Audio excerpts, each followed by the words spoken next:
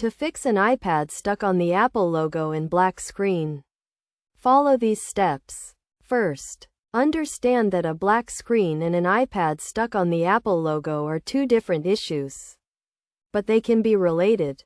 A black screen usually indicates a problem with the display or the power button, while being stuck on the Apple logo suggests a software issue. If your iPad screen is black and won't turn on, try charging it for at least 30 minutes to ensure the battery is not completely drained. Next, press and hold the power button for 10 seconds to force restart the iPad.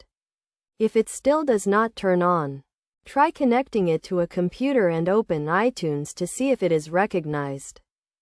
If your iPad is stuck on the Apple logo, it is likely due to a software issue. To fix this, connect the iPad to a computer and open iTunes. While the iPad is connected, press and hold the power button for 3 seconds. Then press and hold the volume down button while still holding the power button for 10 seconds. Release the power button but continue to hold the volume down button for another 5 seconds. This will put the iPad into recovery mode. In iTunes, you will see an option to restore or update the iPad. Choose the update option to install the latest software without erasing your data. If the update option is not available, choose the restore option, but be aware that this will erase all data on the iPad. To prevent future issues, make sure to regularly back up your iPad to iCloud or iTunes, and keep the software up to date.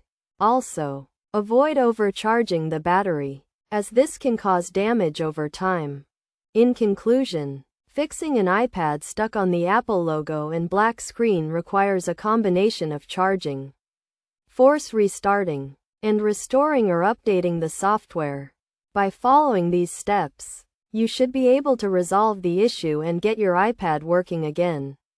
Remember to always back up your data and keep the software up to date to prevent future problems.